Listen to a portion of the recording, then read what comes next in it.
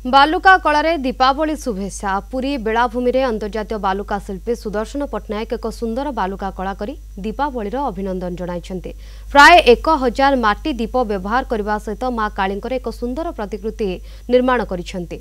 एही कलाकृति निर्माण पई 6 टन बाली व्यवहार करा जायछि। ए आकर्षणीय बालुका कला देखिबाकू बेलाभूमि रे पर्यटकंकर भिड़ जमुछि। दीपावली शुभ अवसर में आम आम बालुका चित्रकला रे मां कालींकर स्कल्पचर्स क्रिएट करछु एवं थाउजेंड्स ऑफ दीप को इंस्टॉल करिछु। ता सहित आम मेसेज लिखिछु आत्मनिर्भर भारत।